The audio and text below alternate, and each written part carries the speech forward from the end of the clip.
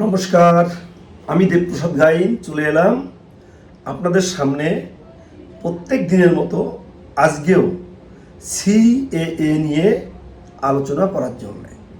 তো অনেকেই কমেন্টসে লিখে থাকেন, দাদা প্রত্যেক দিন আপনি সিএএ নিয়ে আলোচনা করেন, তো প্রত্যেক দিনই তো একই টপিক, একই কথা। তো আমার কথা হচ্ছে এই যে টপিক যদিও প্রত্যেক দিন একই একই কথা, তারপরেও দেখবেন যে আমাদের উদ্বাস্তু মানুষ, সত্যিকারের উদ্বাস্তু মানুষ যারা এখানে চলে এসেছে, আজও যাদের ভিতরে এই সিএএ এর আলো ঢোকেনি, তাদের জন্যে আমার এই অক্লান্ত পরিশ্রম। আপনারা দেখেছেন আজকে এই বিগত বছরগুলি একাধারে এককভাবে আমি এই সিএএ নিয়ে আলোচনা করে যাচ্ছি। সিএএ অনেক এক্সপার্ট, অনেক স্পেশালিস্ট, অনেক বিশেষজ্ঞ দেখেছিলেন যে মাঠে নেমেছিল। তারা অনেকেই টিকিট পাওয়ার আশায় একটু উদ্বাস্তু প্রেমে বিভোর হয়ে তারা বিভিন্ন জায়গায় সিএএ নিয়ে একটু রঙ্গতামাশা করে বেড়াচ্ছিল। তারপর দেখুন এখন সব ঢুকে গেছে। কিন্তু আমরা আজকের দিন পর্যন্ত সেই সিএএ নিয়ে আছি।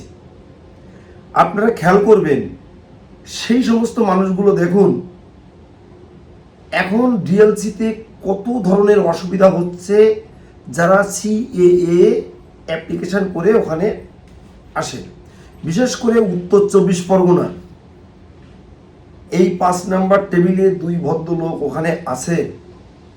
তাদের নিয়ে আমরা বারবার বিভিন্ন জায়গায় বলেছি, একজন অশোক ঘোষ আর একজন অরূপ দাস। এদের দুজনের ব্যবহার এত খারাপ, এত খারাপ, এত খারাপ। যদি যত লোকের সাথে দুর্ব্যবহার করেছে এবং দুঃসাই করে তাড়িয়ে দিয়েছে, তারা যদি ডিএলসির সামনে আসে তাহলে মনে করবেন যে একটা ব্রিগেডের মাঠ ভরে দেওয়া যাবে। এত লোকের সাথে হচ্ছে দুর্ব্যবহার করেছে এই অশোক ঘোষ আর অরূপ দাস। এদের এখানে আমরা দেখেছি মাননীয় মন্ত্রী অশোক কীর্তনীয় মহাশয় নিজে ঢুকেছেন, আমিও ছিলাম সাথে। সেখানে আমাদের বিজয়দা ছিল, লিটন স্যার ছিল, আরও অনেকেই ছিল। সেখানে তাকে ভালোভাবে বলা হলো, শুনছেন না। তার কারণ এরা নিজেদের বিশাল বড় অফিসার মনে করছে। এনাদের জন্যে আমরা কি ডিম থেরাপির ব্যবস্থা করতে পারি না? কারণ এনারা সেই দিদিমণির কথা এখনো কানে রেখে এখনো বদমাইশি করে যাচ্ছে ডিএলসিতে বসে। অথচ তাদের জন্য আমরা পচা ডিম বরাদ্দ করতে পারছি না। ওখানে আমরা ব্যক্তিগতভাবে কয়েকবার গেছি নেতৃত্ব ছাড়া। যখন যাওয়া হয় সেই 2-1 দিন ভালো থাকে। তো কথায় বলে কিলের কাঁঠাল কিল না খেলে পাকে না। তো এ হচ্ছে পচা ডিম থেরাপির প্রাপ্য দুজন মানুষ। এদের জন্য আমাদের পচা ডিম কিনা ছাড়া আর কোনো পথ খোলা নেই। কারণ আমরা দেখেছি ওখানে এমএলএ গেছেন, মন্ত্রী গেছেন, আমাদের মতো যারা আমরা কাজ করছি তারা গেছি, তারপরেও তার ঘুম ভাঙছে না। তাই তার জন্যে আমাদের কিন্তু ডিম থেরাপি ছাড়া অন্য কোনো পথ খোলা থাকছে না। এখনো যদি তারা হুঁশিয়ার না হয় তাহলে তাদের জন্যে ভালো দিন অপেক্ষা করছে না। হুমকি নয়, এটা হচ্ছে আমাদের কথা। আমরা নেতৃত্বের সাথেও আলোচনা করছি এবং 2-1 দিনের মধ্যে বিজয়দার সাথে কথা হয়েছে, আমরা মন্ত্রী মহোদয়ের সাথে বসছি। আমরা বিষয়টা নিয়ে অতীব স্পর্শকাতর হিসাবে আমরা চিহ্নিত করে তাদের সাথে এই ব্যাপারগুলো আলোচনা করব। অনেকেই আপনারা কমেন্টসে বলছেন যে দাদা ভোটার তালিকায় নাম উঠাতে পারছি না ইসিএ সার্টিফিকেট দিয়ে। অনেকে বলছেন অন্নপূর্ণা যোজনার টাকায় তো এই অনেকে ঢুকে গেছে আজকে, কিন্তু আমাদের এই কার্ডটা দিয়ে করা ছিল, আমাদের ঢোকেনি। দেখুন ধারাবাহিক প্রক্রিয়া সব কিছুই হচ্ছে, চিন্তার কারণ নেই। অনেকে বলছেন পাসপোর্ট নিয়ে, কিন্তু অনেকেই পাসপোর্ট পেয়ে গেছে, আমাদের কাছে খবর আছে। অনেকে বলছেন এসসি কার্ড কি আমাদের এই সিএ সার্টিফিকেট দিয়ে বাঁচবে। তো এই সমস্ত কথাগুলো আমি আগেও নির্দিষ্ট স্থানে পাঠিয়েছি, আবারও আমরা খুব শীঘ্রই নেতৃত্বের সাথে বসবো, যারা উদ্বাস্তুদের নিয়ে কাজ করছে, যারা উদ্বাস্তু মানুষের কথা ভাবে। আজকে তারা মোটামুটিভাবে কেউ এমপি, কেউ এমএলএ, কেউ মন্ত্রী হয়ে আছেন। তাদের সাথে আমরা এই সিএ এর সার্বিক বিষয় নিয়ে আলোচনা করছি এবং প্রতিনিয়তই করে যাচ্ছে এবং করব। আপনাদের ভয় নেই, আপনারা দিদিমণির কথা ভুলে গিয়ে এখন নিজেদের বাঁচার কথা ভেবে সিএতে আবেদন করুন। আপনারা সার্টিফিকেটটা অন্তত নিয়ে ঘরে রাখুন।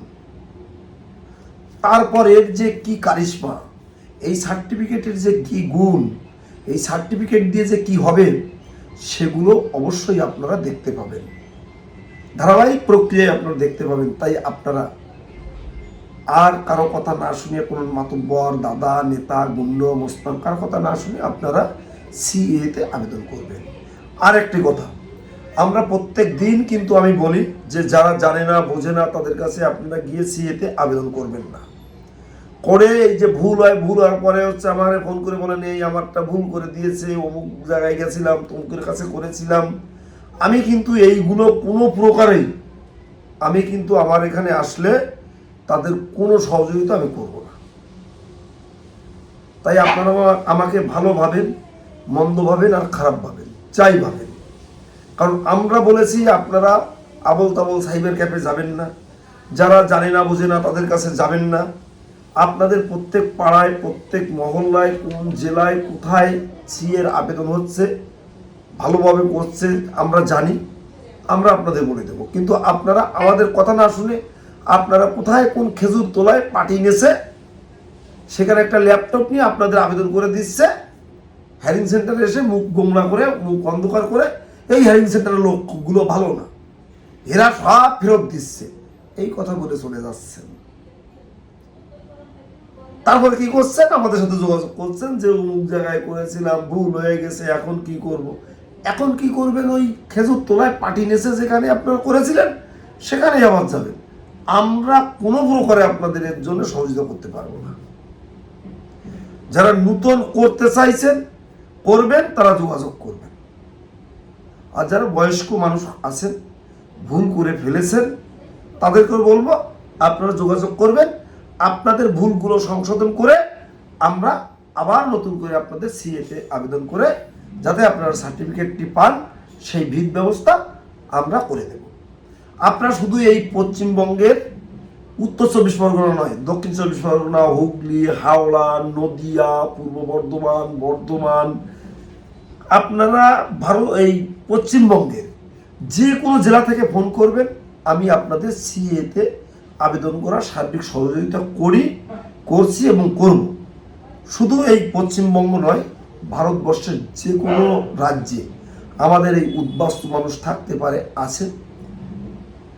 আমি তাদেরও বলছি, আমার ভিডিও যদি আপনাদের সামনে যেয়ে থাকে, আপনারা যদি সিএতে আবেদন করতে চান, অবশ্যই আপনারা আমাদের সাথে যোগাযোগ করবেন। আমরা আপনাদের সিএতে আবেদন করার সার্বিক সহযোগিতা করে দেব। আপনি যে মানে ভারতবর্ষের যে কোনো রাজ্যে থাকতে পারেন, শুধু আবার উদ্বাস্তু পাকিস্তান, আফগানিস্তান এবং বাংলাদেশ থেকে আসা হিন্দু, বৌদ্ধ, খ্রিস্টান, শিখ, জৈন, ফার্সি এই 6 সম্প্রদায়ের মানুষ আপনারা আমার সাথে যোগাযোগ করবেন, আমি আপনাদের সিএতে আবেদন করার সার্বিক সহযোগিতা করব। আমার ফোন নাম্বার 9804682324। তো বন্ধুরা, তোমরা যারা প্রত্যেকদিন আমার এই ভিডিও দেখো তাদেরকে বলবো তোমরা শেয়ার করে দেশ ও দেশের বাইরের লোককে দেখার সুযোগ করে দিও। যারা নতুন দেখছো তারা চ্যানেলটিকে সাবস্ক্রাইব করো, কারণ প্রত্যেক দিন আমি সিএএ নিয়ে বা সার্বিক বিষয় নিয়ে আপনাদের সামনে আলোচনা করব। তাই তোমরা চ্যানেলটিকে সাবস্ক্রাইব করে দিও। শহর বন্দর গ্রামগঞ্জে সব শ্রোতা দর্শক ভাই বন্ধু ভালো থেকো, সুস্থ থেকো, সবার মঙ্গল কামনায় আজকের মতো আমার এই বক্তব্য এখানেই শেষ করব। তার আগে আমার বয়োজ্যেষ্ঠ পূজনীয়দের চরণে রইল আমার প্রণাম।